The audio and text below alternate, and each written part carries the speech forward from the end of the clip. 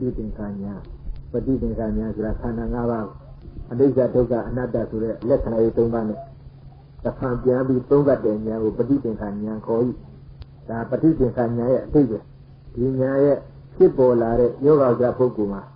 ဘယ်လိုအချိန်အခါဖြစ်ပေါ်လာလဲလို့လေးရာရှိမုတ်စိတ်ကညတဉာဏ်အမြင်တန်တဲ့ပုဂ္ဂိုလ်များဖြစ်ပေါ်တဲ့ဉာဏ်မုတ်စိတ်ကညတဉာဏ်ဆိုတာကနောက်နာအပြကြကြီးခန္ဓာ၅ပါးတည်ဟူသောဒုက္ခမှဒုက္ခသတ်သိမ်းမှလွတ်လူသောကျင်းကျင်းလူသောဉာဏ်ဒီမုတ်စိတ်ကညတဉာဏ်ခေါ်၏ရောယောဂဥဒ္ဒပုဂ္ဂိုလ်ကခန္ဓာ၅ပါးတည်ဟူသောဒုက္ခမှတကယ်လွတ်လူတယ်ကျွတ်လူတယ်ကျင်းကျင်းလူတယ်လို့ဒီလိုဖြစ်ပေါ်လာတော့တကယ်ကျွတ်လူလွတ်လူတယ်ကျင်းကျင်းကျင်တယ်ဆိုတော့သိရကြကြောင်းလွတ်ရလွတ်ကြောင်းကျင်းကျင်းရကျင်းကျင်းကြောင်းဥပ္ပတမီအားဖြင့်ဒီခန္ဓာ၅ပါးယုံနာတရားကိုပဲအနိစ္စဒုက္ခအနတ္တဆိုတဲ့လက္ခဏာတွေ၃ပါးနဲ့တဖန်ပြန်ပြီးတော့သုံးတတ်တယ်ဒါဥပါယသံဗရဏတ္တတရားကိုဥပါယအားဖြင့်ပြည်စုံရဲ့အကျိုးဒီတော့ဒီပฏิသင်္ခါဉာဏ်ဆိုတဲ့သဘာဝခန္ဓာ၅ပါးယုံနာတရားကိုအနိစ္စဒုက္ခအနတ္တလက္ခဏာတွေ၃ပါးနဲ့တဖန်ပြန်သုံးတတ်တယ်ဆိုတော့လေးပြရှိရဲ့ဝိပဿနာဉာဏ်10ပါးဒီမစွာအစာဆုံးဆိုတဲ့သမဂရဉာဏ်တုံးကလည်းဒီခန္ဓာ၅ပါးယုံနာတရားကိုအနိစ္စဒုက္ခအနတ္တဆိုတဲ့လက္ခဏာတွေ၃ပါးနဲ့သုံးတတ်ပြီးတာမဟုတ်ပါလားသုံးတတ်ပြီးတဲ့ဉာဏ်ကိုပဲအခုဉာဏ်10မှာမုတ်တိကမြတ်တဉာဏ်ရဲ့နောက်ပိုင်းမှာပฏิသင်္ခါဉာဏ်လို့ဒီယုံနာဓမ္မသင်္ခါရကိုပဲအနိစ္စဒုက္ခအနတ္တလက္ခဏာတွေ၃ပါးနဲ့တဖန်ပြန်သုံးတာပြန်ကလေးလို့ဒီဝေကြည့်ရဲ့ကြည့်လားကြည့်ရတာကြာဥပါယသံဗရာခေါ်တယ်လွတ်လူတော့ဥပါယဥပေတမီအားဖြင့်သိချင်းလွတ်တဲ့အကြောင်းပြည့်စုံခြင်းဥပေတမီအဲ့ဒါကြီးကနောက်တက္ကရာဆရာဖွင့်ထားတဲ့ဥပမာနဲ့ပြန်ကပ်မှသဘာဝဆိုင်လာလိမ့်အခုတော့ဒီဥပေတမီရဲ့အဓိပ္ပာယ်လေးဥပါယရဲ့အဓိပ္ပာယ်လေးမပြောနိုင်သေးဒါကြောင့်ဒီယုံနာဓမ္မသင်္ခါရဆိုတဲ့တရားကိုပဲအနိစ္စဒုက္ခအနတ္တဆိုတဲ့လက္ခဏာတွေ၃ပါးနဲ့တဖန်ပြန်ပြီးသုံးတတ်တယ်ဆိုတော့အနိစ္စအဖြစ်သုံးတတ်ပုံဒုက္ခအဖြစ်သုံးတတ်ပုံအနတ္တအဖြစ်သုံးတတ်ပုံဒီသုံးတတ်ပုံ၃မျိုး၃ကြောင်းပုံစံအောင်ရှင်းမစွာသွားအောင်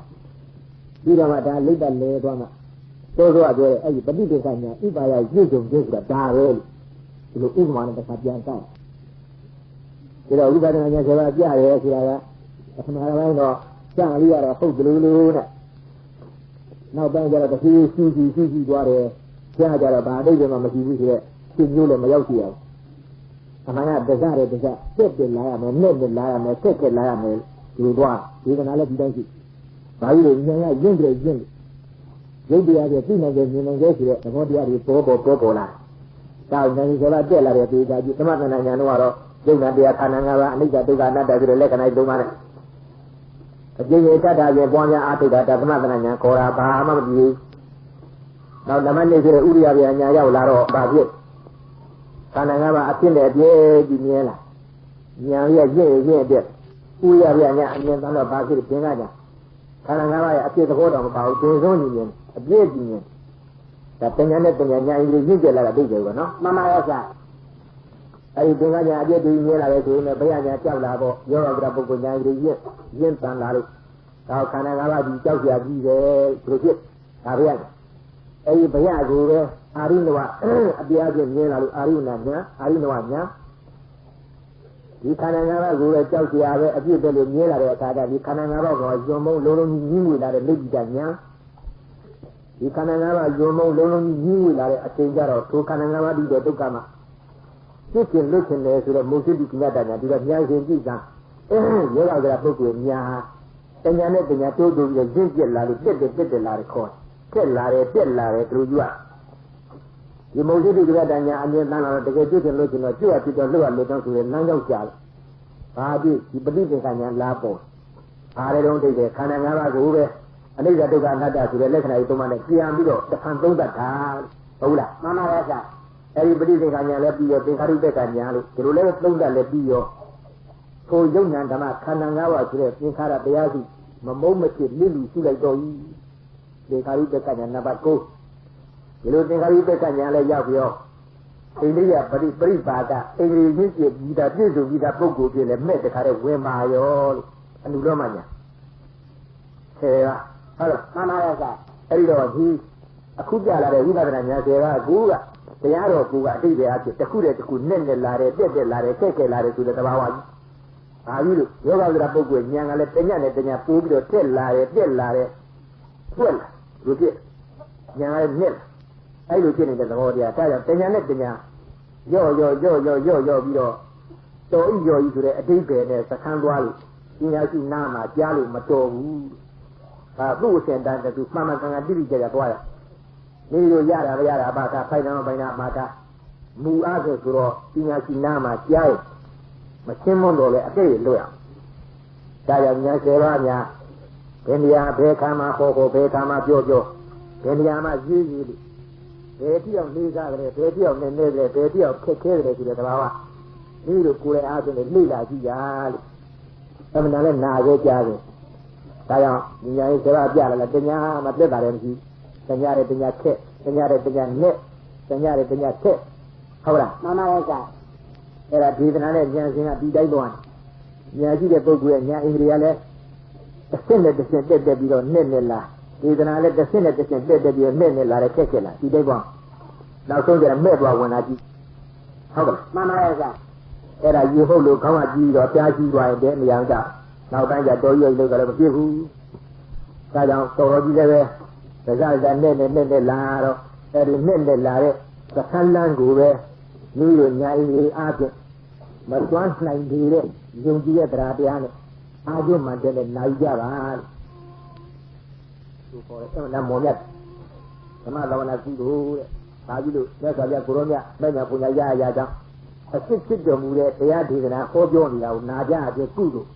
ဓမ္မလောကနာကုသိုလ်ပေါ့နော်မှန်ပါရဲ့ဆရာအပေကလုံးပြီးပြိနေပါတယ်သိကြလားတမဲမှမရဘူးသွားနောက်ဆုံးတည်းမနေ့ကပြောသလိုခုလမှာပြတ်လိုက်တဲ့ပုဂ္ဂိုလ်များတို့ဘာတလုံးမှပြတ်တာမပြတ်လိုက်ရင်နေစေနာကြတဲ့အခါလေးပါတရားတရားနဲ့ဒုလိုကြီးရှင်းနေတဲ့နာတကယ်အပေကပိတ်သိတာကြတို့တင်နာနိယလည်းငါတခါပြရဲပေါ့ဘယ်လောက်မုံတဲ့တရားလဲဆိုလို့ရှိရင်ဒီအပိဓမ္မာဒေသနာခေါ်တဲ့ဝိပဿနာတရားလင်းလူသားငါရဲ့ထုံးသူကြားပြီးတော်မူကြတဲ့အတိုင်းဟုတ်လားမှန်ပါရဲ့ဆရာဒါမှအတိတ်ကနားလေလင်းလူသားတွေအဟိတိဋ္ဌံကြောက်ဘူးတိုင်ကောင်းတဲ့အောင်းနေတာဒီတဲ့ရဟန်းတော်များပဋ္ဌာန်းဒေသနာရုပ်ဖတ်တဲ့ခဲတဲ့အသံကိုตายရတဲ့စေရနာလေးကပို့လိုက်ဒီဘဝသေးသေးနဲ့တကယ်နဲ့ဒီစေရနာလေးကပို့လိုက်တော့တာဝေဒနာပြေသွားပြီးတော့လင်းလူသားနတ်သား900ပွားပြီအားဟောကြောင့်ကောင်းလားကောင်းပါရဲ့ဆရာဘယ်လောက်များဒါကျုပ်တို့နဲ့တို့ပြီးတာပေါ့ရုပ်ဆိုလဲဘာကောင်းမှမသိနာဆိုလဲဘာကောင်းမှမသိတရားဒေသနာခေါ်လို့လဲခေါ်မှမသိပဋ္ဌာန်းရုပ်လို့လဲရုပ်မှမသိဒါကြိရုပ်ပတ်တဲ့ဆယ်တဲ့ပုဂ္ဂိုလ်ကြီးအမှန်ပေါ်မှာတာရတဲ့စေတနာလေးကပို့လိုက်အဲဒီစေတနာလေးကအထောက်ပံ့ပေးတာပေးပြီးတဲ့နဲ့ဒီလင်းတို့900တာဝိဒနာပြည့်နတ်သား900သွားဖြစ်တယ်နတ်ကြီးတွေတစ်ချိန်ချိန်နဲ့နေလိုက်ကြတာဘယ်လောက်ကြာတယ်လေးခဏတစ်ချိန်မမှတ်နဲ့ရှည်ရလိုက်တာသတ္တဝါများကြောင့်ကိုရမလက်တော်နေသူများကြောင့်ကိုရမပွင့်တော်မူတဲ့အချိန်ကြီးဘုရားတဆူနဲ့တဆူကြားကြောက်လားကြားပါဗျာဘုရားတဆူပွင့်တော်မူပြီးတဲ့နောက်ဘုရားတဆူပွင့်ဖို့ကာလစောင့်ကြည့်ရမှာဆိုဘယ်လောက်ကြာလဲဆိုလို့ရှိရင်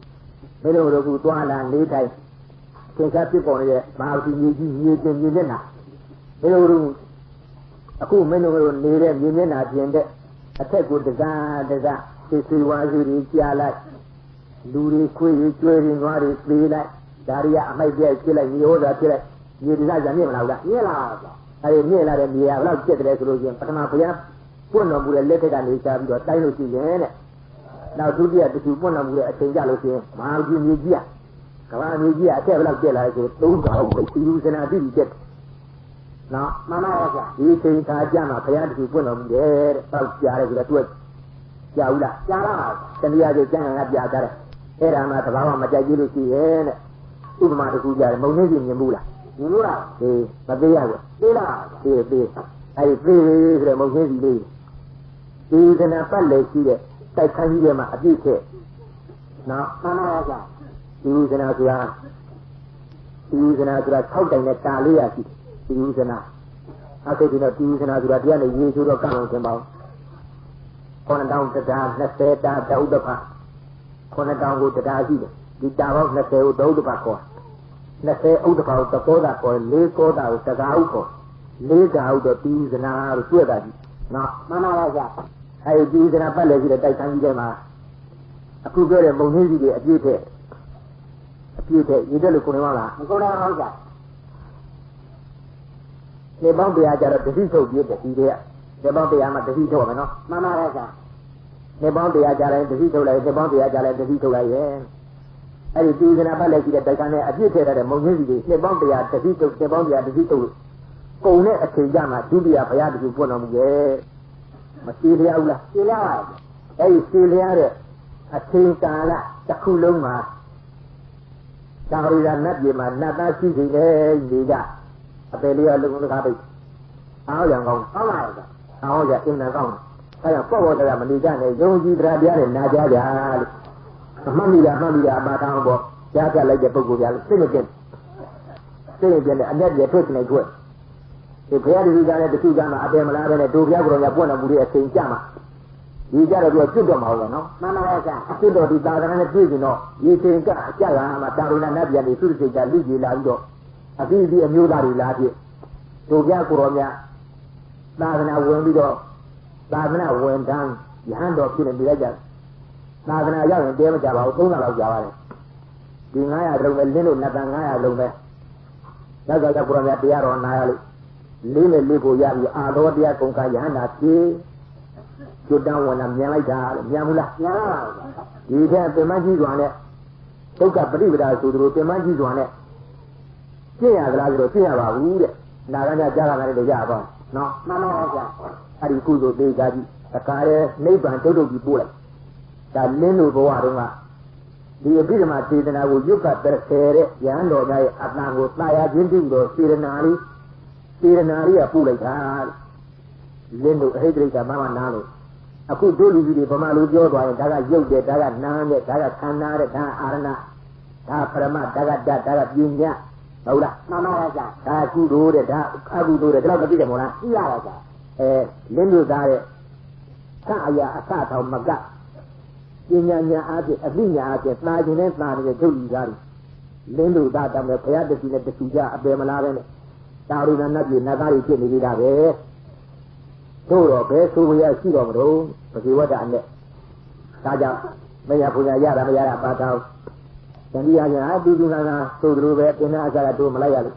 ခုလကပြလိုက်လို့ဘာတလုံးမှလည်းမပြသားအားငယ်ကြရလို့သိတဲ့မောင်းလို့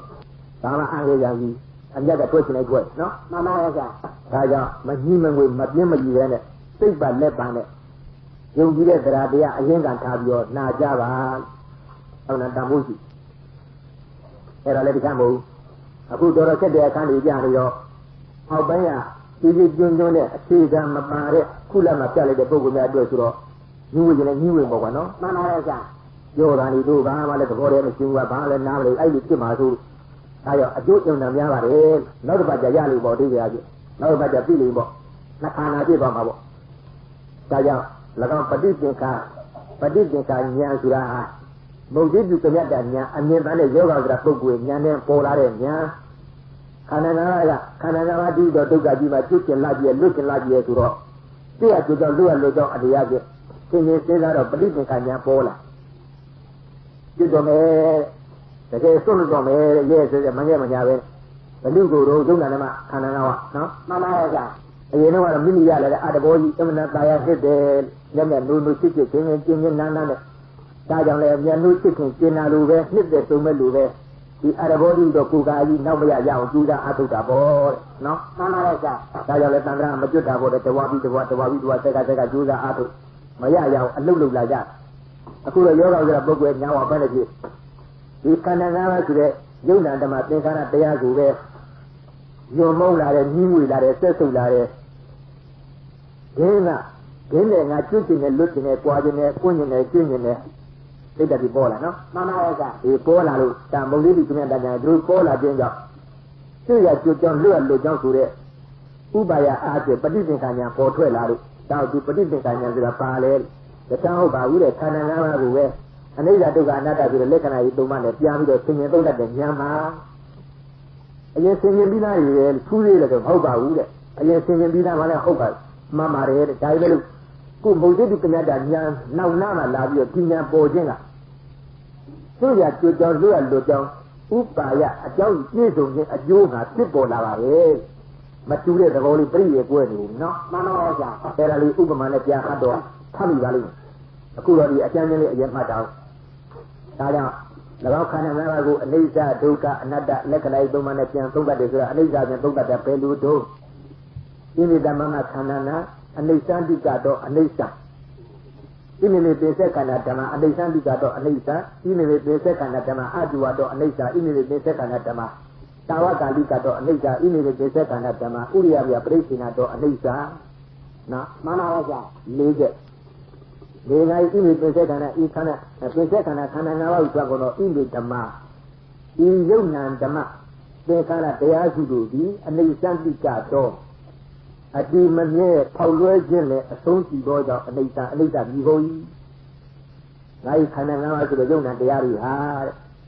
အတိမမြဲဖောက်လွဲခြင်းနဲ့အဆုံးစီသောသဘောကြောင့်အနိစ္စပြပြီးတော့ရှင်းနေတယ်ဒါအပြည့်ရဲ့ယုတ်နံဓမ္မခန္ဓာ၅ပါးသည်အတိမမြဲဖောက်လွဲခြင်းနဲ့အဆုံးစီသောသဘောကြောင့်အနိစ္စပဲမမြဲပါလားလို့ပြပြီးတော့ရှင်းနေတယ်ဒီခါကျတော့ပထမဆုံးရှင်းနေလာတဲ့အနိစ္စမျိုးပုံဒီတရားစီစစ်အဖက်တာလက်ပြီးစီစစ်ဒီလိုအားဖြင့်ဘာဆိုတော့ဒီအနိစ္စတိကတော့အနိစ္စဆိုတာနာမတိအတွက်ကဥပစီရင်းဆိုတဲ့ခဏငယ်၃ချက်နဲ့ဆက်ဆက်ပြီးအမြဲတည်းပြည့်နေတဲ့တရားဘုနော်မှန်ပါရဲ့ကြောင့်အတိမမြဲဖောက်ကျွဲခြင်းနဲ့အဆုံးစီသောသဘောကြောင့်ကိုဖြစ်နေတာကဒီရဲ့ခိုင်တဲ့အနေအချင်းဖြစ်နေတဲ့ဒါရတဲ့သူကသူပြည့်စင်လို့ပြည့်နေတယ်တဲ့အောက်လဲပေါက်ပြန်နော်မှန်ပါရဲ့ကြောင့်ဒါကြောင့်ဒီယုံနာထဲမှာငါးခန္ဓာ၅ပါးကျေတရားအနိစ္စတရားပါလားနံပါတ်1နဲ့ကြားရှင်းရင်နံပါတ်2မဘာငါ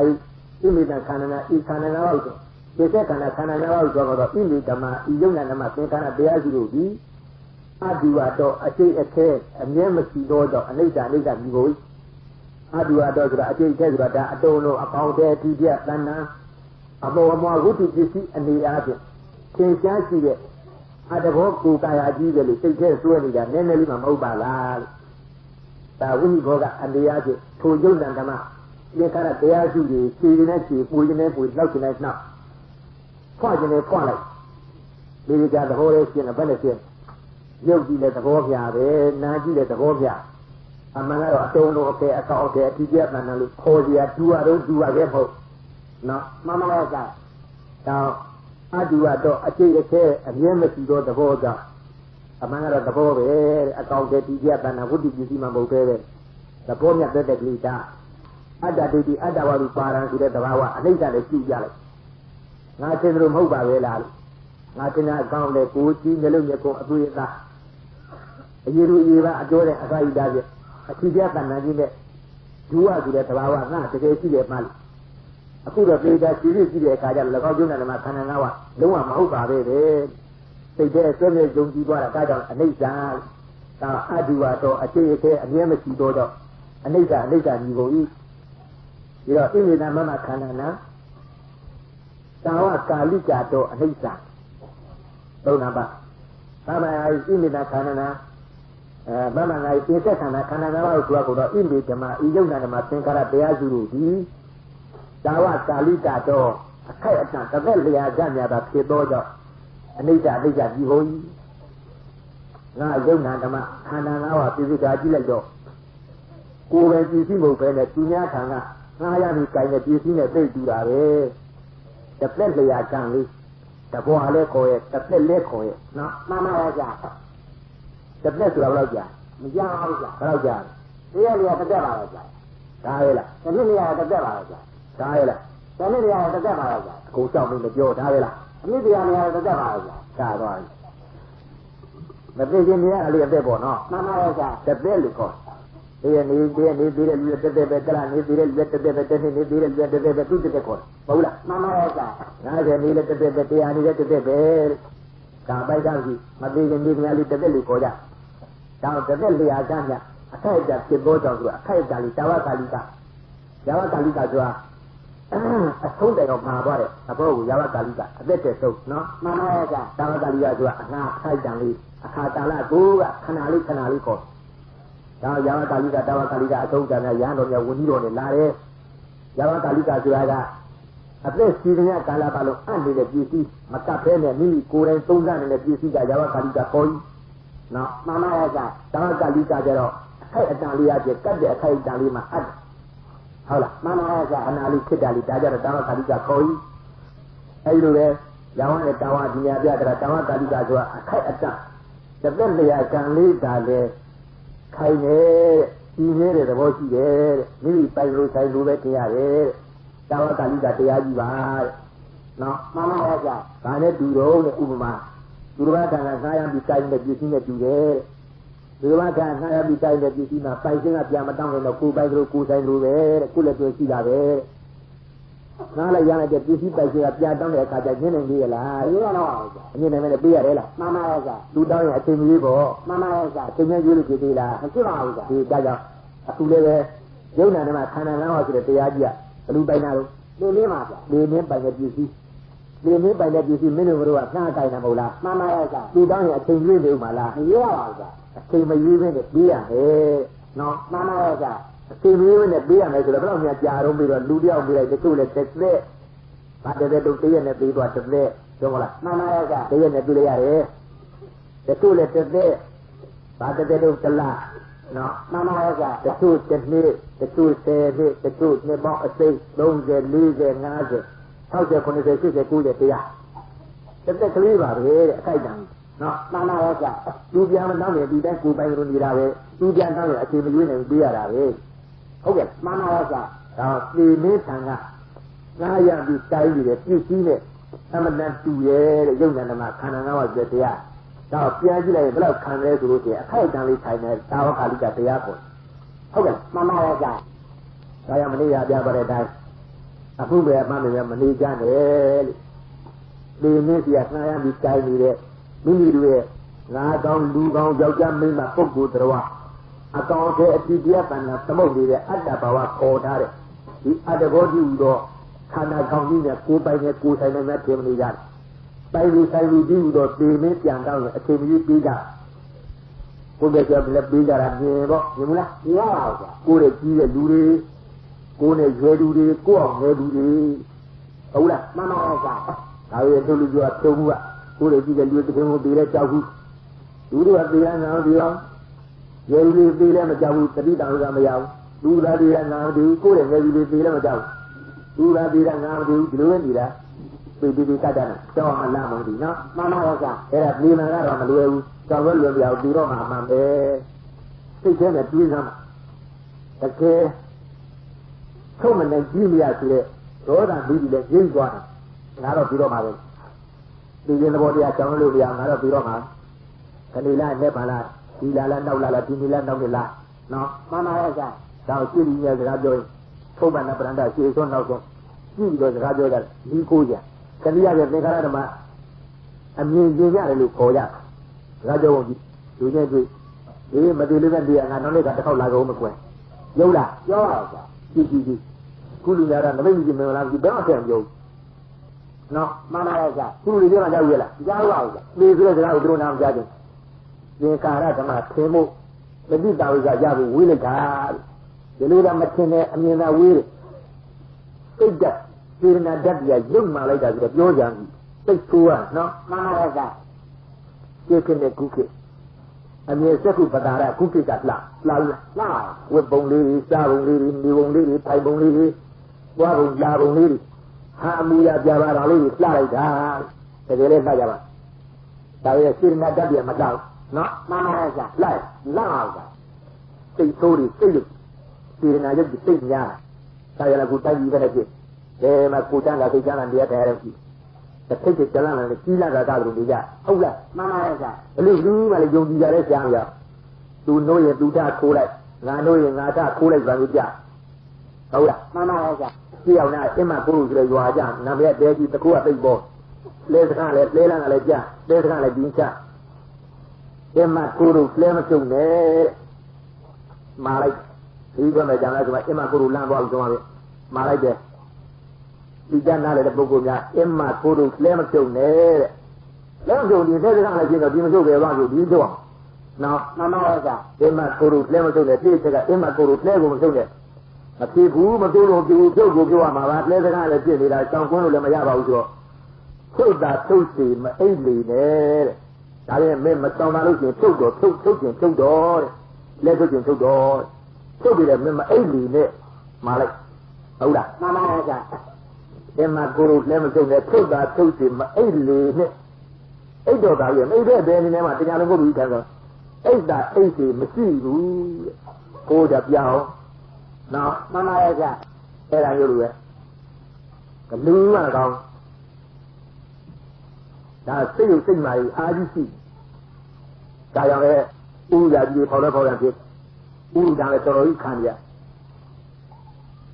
ဒါတခုလေဒီလောဘဆိုအားကြီးနေတော့ပူမလောက်မှမသိပြမမကဲမှမသိဒီမိကိုမှဒီအပူကြီးအားကြီးလို့ဒါကြိုက်ကျွန်းနေတယ်ဆိုတာနားလို့နော် မှန်ပါရဲ့ဗျာ ကျွန်းနေတာနားလို့အဲ့ဒါလောဘမြတ်လောင်းလောဘမြတ်ဒီမိဒီနေဘူးတဲ့ပိုးပြီးဒီကြီးကတက်တယ်ကွာရမယ်ဆိုရင်လျှံတဲ့ငန်းငန်းတဲ့မိုးမငင်လေးမငင်တုံတိုက်တိုင်းတိုက်ကျွေးတွေတတိကြမောမပါမှမသိဘူးရှာလားဘွားမှလုံမှတိုင်မှအဲ့ဒါလောသောတိုက်ဒီလိုနေတာအဲ့ဒါကိုယ်မှာဖြစ်ပေါ်နေတဲ့ဥရုတံကိုခန္ဓာရည်ရှိတာဘလူတော်မေးရခုနပြောတဲ့တော်တော့ကိုမိုက်တွင်းနေတဲ့မဟုတ်တဲ့စိတ်တွေနဲ့နေတဲ့တဲ့ပုဂ္ဂိုလ်များတော့တော်တော်ခန္ဓာရည်ရှိဒီပူတံခံရလူကနားလည်းပြောမယ်ကွာပေါ်ကတောင်းနေတဲ့လူတွေကိုယ်လည်းနေလှုပ်ဘူးပူတယ်လို့ညီကြီးရဲ့ညီရအောင်လားအဲ့တော့သမာဓိကောင်းတယ်စိတ်ကောင်းအာရုံစိုက်နော် မှန်ပါရဲ့ဗျာ သူတို့လည်းပို့ပြီးတော့သမာဓိကောင်းနေတာကဟောတို့သင်္ကန်းကတရားနာပြီးသမာဓိကောင်းဆိုတာနည်းနည်းလှုပ်ကြပြီးလေးကောင်းနေသလားနေဟိုကလဲတဲ့အမှန်လေးနားထောင်ကြတာဟိုကတို့တော့မခိုင်ဘူးနော် မှန်ပါရဲ့ဗျာ သမာဓိကောင်းလား ကောင်းပါရဲ့ဗျာ ကျွေးတယ်လို့ဖွင့်မှမသိကျွေးတတိကြီးရဲ့အဲ့ဒါနေဘူးလို့ပူမှမသိဒီလဲတဲ့သူတို့သမာဓိအပြုတ်အဲ့ဒီလိုမဟုတ်တဲ့စိတ်ရှိတဲ့ပုဂ္ဂိုလ်ဒါလည်းဒီတန်းခံနိုင်တော့ဘယ်လိုလဲမရှိဘူးတော်တော်လည်းမရှိဘူးဆိုတဲ့ပုဂ္ဂိုလ်ဒါလည်းခံနိုင်ဘူးဘူးလိုက်တဲ့သူတွေကုန်ဒါကြောင့်တော့အကြီးကမကမဖြစ်တော့သုတ်ကတန်တွေတက်တာကြောင်ဖြစ်နေမှာဆိုတာဒီတိုင်းကြွားမယ်နောက်ကြတဲ့ပို့ဆိုးမယ်ဒါကြောင့်အမှုပဲမှပဲမနေကြနဲ့အမှုပဲမှပဲနေရအမှုပဲမှပဲပြေးရမယ်အမှုပဲမှပဲပြီးတော့ပြေးသွားမယ်ဒီမှာကဒီလာကျင်လာမယ်အမှန်တော့ကြောက်ကောင်နော် မှန်ပါရဲ့ဗျာ ဒါကြောင့်ဒီမစ်ပြန်မတောင်းရင်ခန္ဓာကောင်လေးမိမိလက်တွဲရှိတဲ့အခိုက်ကလေးမှာဒီမစ်ပြန်တောင်းပြီးတဲ့ငါကြောက်ကြံစီပူကြံစီခဲ့ဒါအာဟုလောက်တဲ့လက်နဲ့ကောင်းတစ်ခုတော့ရပေါ့တရားကောင်းတစ်ခုတော့ရပေါ့ပိုင်ပိုင်နဲ့ကြိုးတင်ပြီးတော့အနရအောင်ကြိုးစားတာကောင်းတော့ မှန်ပါရဲ့ဗျာ အဲ့လိုလုပ်ပါလို့ဒါတာဝကလိကတော့အခိုက်အတန့်တစ်လျာကဖြစ်ခြင်းကြောင့်အနိစ္စညီကုန်၏၃နံပါတ်၄နံပါတ်ဥရိယဗျာပြိစိဏတော့အနိစ္စမမငါဤဘေငါဤဒီသက်ခန္ဓာခန္ဓာ၅ပါးကိုကြွားကုန်တော့ဣမေဓမ္မာဤယုံနဲ့တရားတို့သည်ဥရိယဗျာပြိစိဏတော့ဖြစ်ဖြစ်ပြည့်ခြင်းဖြင့်ပိုက်ခြားခြင်းရှိသောကြောင့်အနိစ္စညီကုန်၏နော် မှန်ပါရဲ့ဗျာ အဖြစ်နဲ့အပြည့်သမပัญจတာလို့အနိစ္စဖြစ်ပြီးပြည့်တာပဲဟုတ်လား မှန်ပါရဲ့ဗျာ ဖြစ်ပြီးပြည့်တာပဲအဖြစ်ကြီးအပြည့်ကြီးဒီလိုဒါရအဖြစ်ဒါရအပြည့်လို့သမပัญจတာဆိုရဲနိစ္စတရားလားအနိစ္စတရားလားလို့မေးမြဲမြဲပြောပါ အနိစ္စတရားပါဗျာ ရင်းပြကြားပြအနိစ္စတွေဘာဖြစ်လို့ဒါကဖြစ်တယ်ဒါကပြည့်တယ်လို့ပัญจတာတွေကအနိစ္စမသိရမယ်ဒါဥပ္ပထွန်းနဲ့ပြင်ဆုံးပြတယ်နော် မှန်ပါရဲ့ဗျာ ဒီနေရာကျတော့တို့ပြည့်စရာပရိက္ခညာအတိုင်းမယူအောင်ဒီနေရာကျတော့အနိစ္စအကျက်ပြနာဘူးကနော် မှန်ပါရဲ့ဗျာ အနိစ္စအကျက်ပြနေဥရိယဗျာညာပြတာမဟုတ်ဘူးဥရိယဗျာညာတော့ကပြတဲ့သဘာဝနဲ့ထွေးနေမှသူကိုညာခွဲပြီးရဒါရဲ့ဒီနေရာမှာတောင်းပါပြီအနိစ္စအကျက်နဲ့ပြရင်ဥပ္ပသီတယ်လို့ခဏငယ်30နဲ့ပြည့်ပုံပြပါလားဘာကြောင့်ခီးကားလာမတည်ရဲနဲ့ဥရိယနဲ့ဝရဆိုတဲ့ဥပ္ပနဲ့ပင်စောပြတယ်လို့ဒီလိုမေးကြကြည့်ဥရိယဗျာပရိစ္ဆေနတော့ဖြစ်ပြမတော့ဒီနေ့ဥပ္ပသီတယ်လို့ခဏငယ်30နဲ့ဖြစ်ပြီးပြနဲ့ခဏငယ်30နဲ့ပေါ်တဲ့ဥစ္စာကိုဘာကြောင့်ဥရိယဗျာပရိစ္ဆေနတော့ဥပ္ပဆိုတဲ့ပင်စောနှစ်ခုသာပြောသွားတယ်ဒါအပြီးမှဒေသနာပြောက်ကြပြကိုရောမြပြီးမှဒေသနာမှာဒီခဏကိုပြောက်ကြပြကိုရောမြမဟောခဲ့ဘူးတဲ့နော် မှန်ပါရဲ့ဗျာ လိတ္တလျာကျတဲ့ရဲ့အားဖြင့်မဟောကြခဲ့ဘူးတဲ့ဥပ္ပနဲ့ပင်စွန်းကိုသာလည်းဟောကြားသွားရဲ့တဲ့မတနောပေတဲ့ဒီဝိနိဒာမျိုးလေးတာမညမောရဲ့ဒီဝိနိဒာတကယ်ကိုပဲဒီပိဋကကိုတတ်ကြွနားလေတော်မူတဲ့ပိဋကသုံးပုံမောက်ကြည့်လန်ကြည့်တတ်နေတော်မူတဲ့ရှင်းရှင်းတော့မင်းအထက်တကကိုးတော်မူတဲ့ဘုံရွေးခြေတော်တော်ဘုရားကြီးပိဋကသုံးပုံပွေးနောက်ပြီးတော့မိမိညာမမိတဲ့ခ ဆက်ဆက်နေနေပြီဆိုတဲ့အပြေမရှိသောပု္ပ္ပာတွေညွန်မောင်းအပြင်ထုတ်သွားတယ်ယတုသုံးဖို့အမေပု္ပ္ပာယတုသုံးဖို့ဒီတည်းပါလားနော်မှန်ပါရဲ့ဆရာအဘိဓမ္မာဒေသနာ၌စိတ်ချစင်စီဒီကိုတွတ်တွတ်မရွတ်ဆိုခဲ့မိသွားတဲ့အမေရိယကိုတွတ်တွတ်မရွတ်ဆိုခဲ့ပဲကြောင်းခွဲတော့လွှဲတော်မူသည်နားမလီခဲ့အမေရိယပု္ပ္ပာတွေအများကြီးမေးသွားတယ်ဣရိကသုံးပုံသူကြံလို့မရနိုင်သူတွေးလို့မရနိုင်ဆိုတဲ့တက်ခဲတဲ့ပု္ပ္ပာတွေမေးသွားတယ်အမေရိယတခုပါတယ်အဲ့ဒီအမေကစီတော့မင်းအဆက်ဆက်သာသနာဆက်ဆက်ကသင်ပြလာတဲ့မုံကြီးစီတော်ဆိုတော်ဘုရားရဲ့အမေပု္ပ္ပာဒီကပြန်ပြီးဖြေတယ်လို့နောက်လက်ထက်မှာတခါမှတို့ကြည့်ရှင်ဥပ္ပုဇောဘုရားကြီးလက်ထက်တော်ကြတော့ဒီယတုပိုက်ဆုံးသုံးပုံနဲ့မေးသွားတယ်ပု္ပ္ပာဘောင်းချုပ်ကြီးပြန်ပြီးတော့ဖြေသွားတယ်မေးတဲ့ပုဂ္ဂိုလ်ကလည်းသူ့အမေထဲမှာပါတယ်သူ့အမေဖြေနေတဲ့ပုဂ္ဂိုလ်ဖြစ်တရားလာပြီးဥခိုက်ပါလိမ့်မယ်မင်းကိုစီတော်ဘုရားကြီးမေးသွားတယ်မေးနော်မှန်ပါရဲ့အဲ့ဒါတို့ကြည့်ရှင်ဥပ္ပုဇောဘုရားကြီးပြန်ပြီးဖြေတဲ့ယတုပိုက်ဆုံးနဲ့ပါတာလိကပဒနေရာကျေးဇူးဂုံဝထူးကြောင့်ခြီကျူးရဲ့ခြီကိုတွတ်တွတ်ခြီကိုတတ်တတ်နိယအပြင်မဟောကြားခဲ့နိတ္တအပြင်မဟောကြားခဲ့နေရအပြင်ဟောကြားတော်မူနိတ္တအပြင်မဟောကြားခဲ့ဘူးတဲ့နေရအပြင်ဟောကြားတော်မူရဲ့တဲ့ခြီကိုဥပခြီပင်ခဏငယ်သုံးချက်ရှိတဲ့နေ့ကနော်မှန်ပါရဲ့ခဏငယ်သုံးချက်ရှိတဲ့နေ့ကမြတ်စွာဘုရားကိုရောမြတ်ပြီးဒီတော်ဘုရားတော်ဘုရားကြီးမေးတာကအပိဓမ္မာပိဋကရှားကြည့်တော့ဥပခြီပင်လို့ခဏငယ်သုံးချက်နဲ့ဒါကြဆရာများကဟောလို့တာတွေ့ရပိဋကသုံးချက်ကြကိုရောများဟောတာတဲ့အပိဓမ္မာဒေသနာရှားကြည့်တော့ဒီကာရမပါဘူးတဲ့ဥပဆွနဲ့ပင်ဆုံးနှမျိုးသာဟောသွားတယ်ဥရိယဘုရားအခုကကြာတော့ဥရိယဘုရားပြိဋိနာတော့အနိစ္စဟုတ်လားမှန်ပါရဲ့ဆရာဥရိယကဖြစ်တာဘုရားကပြည့်တာအဖြစ်နဲ့အကျဲဥရိယကဥပဆွဘုရားကပင်ဆုံးဘင်ခဏနဲ့ဥပခဏနဲ့ဘင်ခဏသာပြင်ကြပါပဲတဲ့ဘုရားကိုရောမြတ်အားကြောင့်မြတ်စွာဘုရားကိုရောမြတ်ခြီကားလာထည့်ပြီးတော့မဟောပါလိမ့်ခြီခဏဘာတောင်ထည့်မဟောပါလိမ့်သူ့ညာနဲ့မဝေခွဲနိုင်ဘူးရဲ့အဖြေပေးကြပါလို့တောင်းသွားနှစ်ပေါင်းများစွာကြာညောင်းပေါ့နော်မှန်ပါရဲ့ဆရာဒီနေ့ဆက်ဆက်ကသင်ပြလာတဲ့ပု္ပ္ပာကြီးခေါ်ပါတယ်ဒါဆိုတော်ဘုရားကြီးကမိဂပဒနေရာကျေးဇူးဂုံထူးကြောင့်ခြီကျူးမြက်ချီခြီကိုနိတ္တမဟောအလီနိယဖြင့်သာဟောကြားပါ၏နိတ္တအဖြစ်တဲ့ရဲ့အဖြစ်နိတ္တတနိယဆိုတာနိတ္တတနိနဲ့နိယတနိဆိုတာတနည်းရှိတယ်တဲ့မြတ်စွာဘုရားကိုရောများဟောတော်မူတဲ့ဒေသနာတွေမှာနိတ္တတနိဆိုတာတဲ့ရဲ့ဟောတာပေါ်တယ်နိယတနိဆိုတာကပရိယေအဖြစ်ဆောင်ပြီးဟောတယ်ခေါ်နော်မှန်ပါရဲ့ဆရာဒီတော်ဘုရားမေးလို့ဒီတော်ဆိုတော်ဘုရားမေးလို့တဲ့ရဲ့အဖြစ်နိတ္တတနိယချင်းတော့မဟောခဲ့တာမှန်တယ်ဒါကြတဲ့ဒီခဏခြီတာလာကိုနိယတနိယချင်းဘုရားကိုရောများဟောသွားပါတယ်မိဂပဒနေရာကျေးဇူးဂုံထူးကြောင့်မိဂပဒဝန်စလန်နိယချင်းဟောသွားပါတယ်နော်မှန်ပါရဲ့ဆရာပြေးသွားတယ်ဟိုကယတုနဲ့မေးပြလဲယတုနဲ့ပြန်ပြေးသွားတယ်အဲ့ဒါမိဂပဒဝန်စလန်နိဆိုတာတကားဟုတ်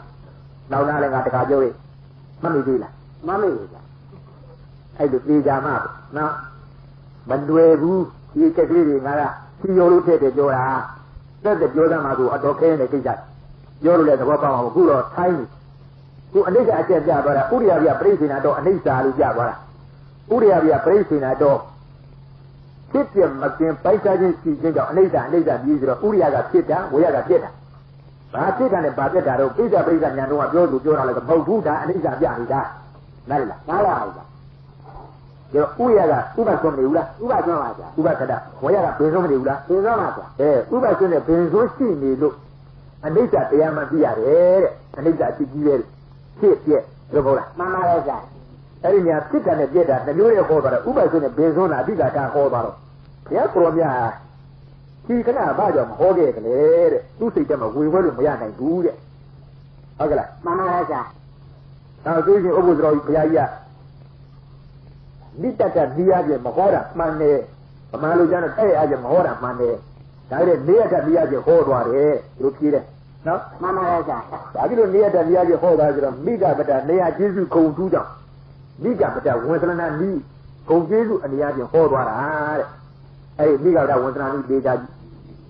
ဒီဥပဆွန်းနဲ့ပင်ဆွန်းဆိုတော့မင်းတို့စဉ်းစားနောက်နောက်လည်းငါတခါပြောပြီဒီလိုဝိနည်းကျလေးပါလိကပတ်သမှာကွာအမှန်တန်ဖို့ကြည့်တော့စိတ်တက္ကနာစိတ်ကလေးတစ်လုံးပြလာရဲ့ဥပ္ပတိပင် ဖြစ်ဒီပြက်ပေါ့လားရုပ်ကလေးတစ်လုံးဖြစ်လာလဲဥပချီပင်ဖြစ်ဒီပြက်ပေါ့လားမှန်ပါဗျာအေးဒီတော့ဥပချီပင်လို့သက္ကရာဆရာညခြီကားလာထည့်ပြီးဟောတာဘုရားဘုရားကမဟောဘူးဘုရားဘုရားခေါ်သွားတယ်တဲ့ခြီကားလာခြီကနာတိုက်ရတဲ့မဟောပြီးတဲ့လေးရတပြည့်အဖြစ်တော့ဟောသွားပါတယ်တဲ့ဘယ်လိုနည်းနဲ့ဟောတော့မိဂဗဒဝန်စနာလေးကြီးဟောတယ်မိဂဗဒဝန်စနာလေးဆိုတာဘာတော့မိဂဆိုတာကသမင်းဗဒကခြီရဝန်စနာကြောက်သွားတာဖွက်သွားတာခေါ်ဒီတော့ဒီကြချင်းတော့လိုက်ဘုသူတယောက်ကတော့လိုက်တော့သမင်းခြီရခံလိုက်ကြောက်ကြိုက်တခုရှိတယ်ကြောက်ကြိုက်အရှိနဲ့နောက်တန်းနဲ့ကြောက်ကြိုက်သမင်းခြီရခံလိုက်တော့ကြောက်ကြိုက်အနောက်ဘက်ကနေပြီးတော့ကြောက်ကြိုက်ထိတ်ကြတော့သမင်းခြီရပြောက်နော်မှန်ပါရဲ့ဗျာတခါကြောက်ကြိုက်ကိုကြောက်လိုက်သွားတော့ကြောက်ကြိုက်အရှိဘက်ကထိတ်ကြကြတော့မြေပြင်ခြီရတွေ့ပြန်ဟုတ်လားမှန်ပါရဲ့ဗျာကြောက်ကြိုက်အရှိနဲ့အနောက်ထိတ်ကြတစ်ခုဆက်ဆက်ပြီးကြီးချမ်းအနောက်ဘက်ကတက်ပြီးတော့အရှိလည်းဆင်းသွားတာသင်ကြားဘူးလားသင်ကြားပါဗျာဒါပေမဲ့ဒီပြန်ကြောက်ကြိုက်အလေသားတွေဒီသမင်လျှောက်သွားတယ်နှင်းသွားတယ်ဆိုတဲ့အတိတ်ပဲပေါ်နေလားပေါ်လာတယ်တရားတော့မထင်ဘူးပေါ့မထင်ပါဘူးကြာမထင်ကောင်းလို့ပါမထင်တာလို့ပုတ်ကြဟောဒီသမင်ဒီကြောက်ကြပြတ်နှင်းသွားတာမှန်တယ်ဘာဖြစ်လို့အရှိစီရနဲ့အနောက်ကျဆက်ဆက်ပြီးလွှဲနေအောင်လွှဲနေပါဦးကြာအဲ့ဒါမိကပဒဝန်စလနာနီးခေါ်မိကဆိုတာသမင်ပဒဆိုတာစီရဝန်စလလို့ဆိုတာပျောက်သွားသမင်စီရဖွက်တယ်ပြီးကြောက်ကြကြီးအနောက်ဘက်ကနေတဲ့အရှိပဲဆင်းသွားပုတ်ကြဟောဒီကြောက်ကြပေါ်နှင်းသွားတာဟာသိရလားသိရပါကြာဒီပမာလိုပဲကိုဒီရုပ်တဲ့နတ်တတိတွေပြထားတာမြတ်စွာဘုရားကိုရောမြတ်ကတော့အဖြစ်နဲ့အပြက်လေးဥရိယဗျာပြိဿိနာတော်လို့ဟောသွားတာဖြစ်ပြမကင်ပိုင်းခြားခြင်းစီခြင်းကြောင့်ဖြစ်တာကဘယ်ဥပသောဖြစ်တာကဘယ်သောဥပခဏနဲ့ဘယ်ခဏဒီငကနာကိုလည်းမြတ်စွာဘုရားကိုရောမြတ်အဓိကအပြင်ဟောကြတော်မူတာတော့သီကားကဘယ်ဟောလို့လဲလို့မေးကြကြည့်ဟောပါတယ်မိကြပဒဝေစနာမိယခြင်းဟောဘယ်လိုဟောလို့ကြည့်သမာဓိကောင်းတာ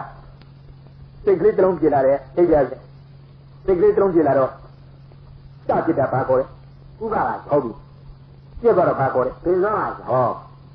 စဖြစ်တာဥပခဏနော်မှန်ပါရဲ့ကြာပြက်သွားတော့ပင်ခဏပင်ခဏပါကောင်းပြီစဖြစ်တာကဥပပြက်သွားတာကပင်ဟုတ်လားမှန်ပါရဲ့ကြာဒါကဥပခဏဒါကပင်ခဏလို့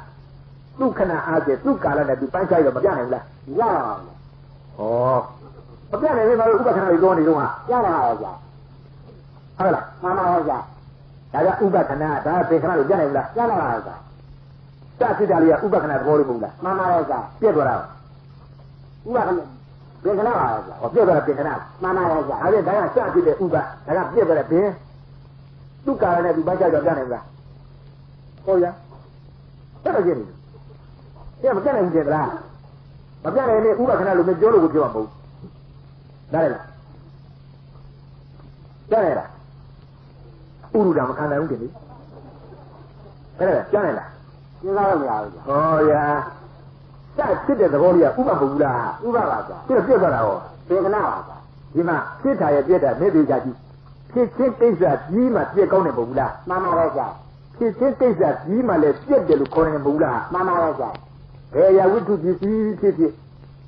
ကိစ္စမပြီးပဲနဲ့ပြက်တယ်လို့ပြောခိုင်းတာပြောပါဦးကြာဒေသကြီးဒီငါပြောတယ်အိမ်ကလေးဆောက်တယ်နော်မှန်ပါရဲ့ကြာအိမ်ကလေးဆောက်အိမ်ဆောင်တော့အမိုးတွေအကာတွေပါလေအကုန်ပြီးပြီနော်ပြီးပါပြီပြီးပြီလားပြီးပါပြီအိမ်ပြီးလားပြီးပြောမလားပြီးပြီလို့ပြောအိမ်ပြီးဟုတ်ပြီပြီးတော့ပြက်လိုက်ပြက်ပါတော့ကြာပြက်ပါပြီလားပြက်ပါကြာအဲ့ဒါအိမ်ပြီးရောက်ချင်းဖြစ်တယ်ဆိုတဲ့အိမ်ဖြစ်ချင်းကရိယာပြီးမြောက်ပြီးမှပြည့်စည်တယ်လို့ပြောတယ်နားပါပါအိမ်ကြီးဆောင်တဲ့အေးအောင်ပြီးလို့ဒီပိုင်းစားရင်းကြီးပြက်သွားလို့ပြောတယ်လားပြောရပါဦးကြာဘယ်ပြက်လေဦးတော့ကသူပြီးမှပြီးတယ်ပြီးတော့ချင်းကိရအောင်ရောက်ပြီးပဲဟုတ်တယ်မလားမှန်ပါရဲ့ဗျာလေတွေနဲ့ခုတ်လေခုတ်လေရုံလုံးတော့ပေါ်ပြီးနော်မှန်ပါရဲ့ဗျာ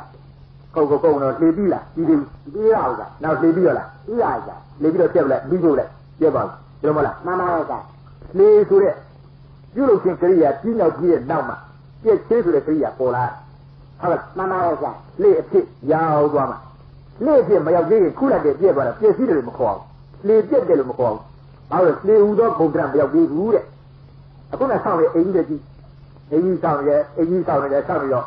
အိမ်ကြီးပြီးတော့တန်ရီပါရီထူထိုးတော့ရိုက်ပြီးအောင်ကြည့်သေးတယ်ပြက်လိုက်သွားတော့အိမ်ကြီးပြက်သွားလို့ပြောပြပါမဖြစ်ပါဘူးဗျာဘာဖြစ်လို့အိမ်လို့မခေါ်နိုင်ဘူးလို့ပါအေးဟုတ်နားလေနားလားအိမ်ကြီးချင်းကိရိယာအဖြစ်ကိုမရောက်သေးဘူးတဲ့။နောက်အိမ်ပြက်တယ်လို့မဆိုတာဘူး နားလေ နားလား အခုလည်းပဲစိတ်ကလေးဖြေလာတယ်ဖြစ်ချင်းဆိုတဲ့ကရိယာကြီးမှပြည့်ချင်းကရိယာပေါ်နိုင်နော် မှန်ပါရဲ့ဗျာ ဒါကြောင့်ဖြစ်ချင်းကရိယာသဘောလေးကဥပါပြည့်ချင်းကရိယာသဘောလေးကဘင်းစိတ်လေးဖြစ်ပြီးနားလေ နားလားဗျာ ဖြစ်ပြီနော် ပြည့်ပြရဗျာ ဖြစ်တော့ပါလို့ ပြည့်ပါပါဗျာ ဖြစ်တော့ဥပဟုတ်လား ဥပနာပါဗျာ ဖြစ်တော့ပါဖြစ်ပါ ပြည့်ပါပါ ဟောသဘောကြီးနေတာ မှန်ပါရဲ့ဗျာ နော် မှန်ပါရဲ့ဗျာ သဘောကြီးနော် သဘောဗျာဗျာ တောင်းပြီအဲ့သဘောကြီးလေးတော့ဖြစ်ချင်းကရိယာလေးကဥပခဏလေးဖြစ်ချင်းကရိယာလေးကဘင်းခဏလေးဒုံမျိုးလား မှန်ပါရဲ့ဗျာ အဲသူတို့တစ်ခုနဲ့တစ်ခုချမ်းသာနေတာပေါ့ တားပါရဲ့ ချမ်းသာခြင်းကရိယာလေးပေါ်လာချမ်းသာခြင်းပေါ်လာကဥပခဏအဲဘင်းခဏလေးသူပေါ်လာလား ပေါ်လာပါရဲ့ဗျာ အဲ့ဒီဥပခဏနဲ့ဘင်းခဏနှစ်ပါးပိုင်းခြားထားတဲ့ကြားလေးမရှိလား ပြရရဲ့ဗျာ ရှိတယ်နော် ပြရရဲ့ဗျာ သူတို့ကပိုင်းခြားခြင်းကရိယာလေးမရှိလား ပြရရဲ့ ပိုင်းခြားခြင်းကရိယာမရှိရင်ဥပနဲ့ဘင်းရောနေလား ရောနေမှာဗျာ အခုလည်းရောနေရလား ရောပါဗျာ အဲ့ဒီပိုင်းခြားခြင်းကရိယာအမူအရာလေးကသီခဏလို့နားလည်လား နားလားဗျာ သီခဏလေးတဲ့မြတ်စွာဘုရားကိုရောညာဘာကြောင့်ဒီမြန်သီခဏလေးမဟောကြလဲဆိုတော့မဟောဘူးတဲ့ဘာဖြစ်လို့မဟောလဲအဲ့ဒီသီကဘင်္ဂါပိမုကတရားခေါ်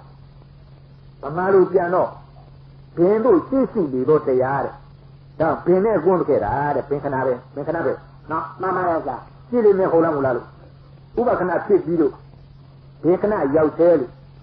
ဖြစ်ပြီးရင်ပြည့်တယ်ဖြစ်ပြီးရင်ပြည့်တယ်ဆိုတဲ့အဖြစ်နဲ့အပြည့်ကြားကာလလေးอ่ะခီကာလလို့ခေါ်ရမှာပဲခေါ်နိုင်တယ်ခေါ်ရဒီခီကာလသဘောလေးอ่ะဒါကအဖြစ်ဒါကအပြည့်လို့ပိုင်းခြားခြင်းဘုနမတွေပိုင်းခြားတော့အကြားကာလလေးอ่ะရှိနေလို့ခီလို့သာခေါ်တာဒီကာလကပိုင်းခြားလို့မရကာလအကြောင်းပြနိုင်ဘူးတဲ့အင်္ဂလိပ်များနဲ့နားလေ နားလားဗျာ ဒါကြောင့်ဒီကာလလေးကလည်းပဲခီကာလခီခဏလို့ထိုးနေကြစားတယ်ဒီခီခဏခီကာလလေးကလည်းပဲအမှန်ကပြီးတော့ပင်ပဲရိုင်းနေတာတဲ့ဟုတ်ကလား မှန်ပါရဲ့ဗျာ ဟုတ်တယ်မလား မှန်ပါရဲ့ဗျာ အဲ့ဒါပြေးပွေးနော်ဘေးတာချင်းစားပင်ပဲရိုင်းတာပင်ပဲရှေ့ရှုနေတာပင်ပဲညွတ်နေတာတဲ့ဟုတ်လား မှန်ပါရဲ့ဗျာ ဖြစ်ပြီးနေမှာဟိုးကဖြစ်ပြီးဆိုရဲအမူအရာလေးလည်းပြီးရောပင်ပဲလည်းပြီးရိပ်သွားပြီပင်ကာပြီးမုကသဘောရှိတယ်တဲ့ပင်တို့ရှေ့ရှုနေတော့တရားလေးဘုလို့ပင်ကာပြီးမုကတရားနားလည် နားလားဗျာ ဒါကြီးဒါကအဖြစ်ဥပခဏဒါကအပြည့်ပင်ခဏသူ့ကာလနဲ့သူ့တဘာဝနဲ့သူပိုင်းခြားပြနိုင်ခြင်းကြောင့်ထိုနှစ်ပါးတို့အကြာကာလပြီးကြီးလို့ခေါ်ပါ၏ဒဂရာပြများဖွင့်ဆိုတာနော် မှန်ပါရဲ့ဗျာ ဒါတော့မြတ်စွာဘုရားဆိုပါမြတ်ကတိုက်ရဲ့နိတ္တတနိယာချင်းဒီကာလမဟောတော်လည်းပဲလေးရကနိယာချင်းနိတ္တပတဝန်စရဏနိယာချင်းဒီကာလကိုထုတ်ခေါ်ပြီးဟောကြတော်မူခဲ့ပါတယ်တဲ့ပုဂ္ဂိုလ်တော်ဘုရားကြီးကပြန်ပြီတမန်တော်လည်းတဘာဝကြအဲ့ဒါကျမ်းကလည်းတိုက်ဒီတိုင်းနော် မှန်ပါရဲ့ဗျာ ဒီကာလဝေဒနာနိယပြနေရတဲ့နိယတဲ့ဒီကာလကိုခေါ်ရည်ဒါပေမဲ့လို့၎င်းဒီကာလဒီဘင်္ဂါရိမုကတရားဖြစ်လို့ပင်ဘက်ကိုလိမ့်လိုက်ပြီပင်ဘက်ရှင်ညွတ်တော်ဥပကဲရှင်ညွတ်မတော်နားလေ နားလား ဒါကြောင့်ပင်နဲ့ကတူသွင်းပြီးတော့ဥပဒပရိသေနာနိယပြဒီဉာဏ်တော်ကြောင့်ကိုယ်နဲ့ကဥရိယဗျာပရိသေနာတော်အနိစ္စလို့ဟောတော်မူပါတယ်တဲ့ဥရိယနဲ့ဝေယပဲပြလိုက်ပါတယ်ဒီတက်မှာခြိလေးပါပါတယ်ပင်ဘက်ကိုရိုင်းနေတဲ့ပင်ဘက်ကိုရှေ့ရှုနေတဲ့ပင်ဘက်ကိုလဲမယ်လို့ရွဲနေတဲ့သင်္ကာပိမုကဆိုတဲ့ဒီကာလပါပါတယ်နော် မှန်ပါရဲ့ဗျာ နားလေ နားလားဗျာ ဒါဥရိယဗျာပြိဋ္ဌိနာတော်စစ်ပြမကင်ပိုက်စားခြင်းစီခြင်းကြောင့်အနိစ္စမိဘကြီးဟုတ်လား မှန်ပါရဲ့ဗျာ ဒါဥပ္ပဆိုမှဖြစ်ဘယ်ရောက်တော့မှာပဲဘယ်ဖြစ်တော့မှာပဲဒါအဖြစ်နဲ့အကျက်ကလေးပိုက်ကြတဲ့သဘာဝဒါဥရိယဗျာပြိဋ္ဌိနာတော်စစ်ပြမကင်ပိုက်စားခြင်းစီခြင်းကြောင့်အနိစ္စမိဘကြီးဟုတ်ဒါကြောင့်အနိစ္စဘယ်နဲ့ချက်ပြဒီမိသမမခန္ဓာနာဣမိပေသက်ခန္ဓာဓမ္မအနိစ္စံဒီကတော့အနိစ္စတဲ့ဒါဥပ္ပတိရဲ့လို့ခဏကသုံးချက်နဲ့သစ္စာယူပြနေတဲ့သဘောအနိစ္စပဲဒီမှာလည်းခန္ဓာငါးပါနော် မှန်ပါရဲ့ဗျာ ဣမိပေသက်ခန္ဓာဓမ္မအနိစ္စံဒီကတော့အနိစ္စဣမိပေသက်ခန္ဓာဓမ္မအတုကတော့အနိစ္စဒါအခြေခဲအတုံးလို့ခဲဒီကျပဏံလုံးဝမဟုတ်တဲ့အနိစ္စဣမိပေသက်ခန္ဓာဓမ္မတာဝကာလိကတော့အနိစ္စနော် မှန်ပါရဲ့ဗျာ အခိုက်အတန့်တပည့်လျာကညာလေးရှိတယ်ကိုယ်ပဲဥစ္စာပစ္စည်းမဟုတ်ဘူးသူများထံကငှားရတိုင်းတဲ့ဥစ္စာပစ္စည်းလိုပဲဒီခန္ဓာ၅ပါးဒီမင်းပြန်မတောင်းရင်တော့နေသေးတပါဒီမင်းပြန်တောင်းရင်အချိန်ကြီးပေးကြရမယ်အခိုက်အတန့်လေးသင်ရှားနေတဲ့အတွက်ရှိနေတဲ့အတွက်ဒါမမြဲသောသဘောတရားအနိစ္စနိကတော့အနိစ္စဟုတ်လား မှန်ပါရဲ့ဗျာ ဒီကြရမှကြနော်ပရိယေလေးမျိုးတစ်မျိုးနဲ့တစ်မျိုးမတူကုန်လေးပရိယာရောပြပါဦးလို့ဒါရေး ထိုယုံနာဓမ္မခန္ဓာ၅ပါးဆိုတဲ့သဘောတရားကြီးပြန်ပြီးတော့အနိစ္စဒုက္ခအနတ္တဆိုတဲ့လက္ခဏာတွေသုံးမှလည်းပြန်ပြီးတော့အပြစ်အများဖြင့်တပန်ဆင်ញင်တဲ့ဉာဏ်ကိုပဋိသင်္ခာဉာဏ်ခေါ်ပါတယ်တပန်ဆင်ញင်တာလည်းပဲအရင်ဆင်ញင်တာတဲ့ပရိယေအပြင်ကွဲကြလာပုံလေးတွေလည်းပြန်မှတ်သားတာဒါအနိစ္စကျက်ကြည့်ပဲလို့ဒါသာဝကာလိကတော့အခိုက်အတန့်တသက်လျာကများကဖြစ်သောကြောင့်အနိစ္စညီကုန်၏ပြီးတော့ဥရိယဗျာပရိစေနာတော့မမလာဣမိတခန္ဓနာဣခပိဿကနာခန္ဓာ၅ပါးဆိုတော့ကုန်တော့ဣလိဓမ္မဣယုံနံဓမ္မခန္ဓာ၅ပါးဆိုတဲ့တရားတို့ဒီဥရိယဗျာပရိစေနာတော့ဖြစ်ပြမကင်ပိုင်းခြားခြင်းရှိခြင်းကြောင့်အနိစ္စညီကုန်၏၄ချက်နော်မှန်ပါလားဆရာအဲ့ဒီ၄ချက်သူပရိယေနဲ့သူမအနိစ္စန္တိကတော့အနိစ္စအတုဝါတော့အနိစ္စသာဝကာလိကတော့အနိစ္စဥရိယဗျာပရိစေနာတော့အနိစ္စဟုတ်လားမှန်ပါလားဆရာအနိစ္စန္တိကတော့အနိစ္စဆိုတာဥပတိရားဖြင့်ခဏငယ်၃ညနဲ့တကယ်တည်းပြည့်နေအိဋ္ဌအတုဝါတော့အနိစ္စဆိုတာအတုံးလုံးကဲတိကျတဲ့မဟုတ်တဲ့ဖြစ်အနိစ္စသာဝကာလိကတော့ဆိုလို့သူတော်ဘာခံရတဲ့ပစ္စည်းကဲ့သို့တမှုတူတော့ကြောင့်အနိစ္စဟုတ်လားမှန်ပါလားဆရာဥရိယဗျာပရိစေနာတော့ဆိုတာကဥပနဲ့ပင်စွန်းအဖြစ်အပျက်နှစ်ပါးဖြင့်ပိုက်ခြားသောကြောင့်အနိစ္စ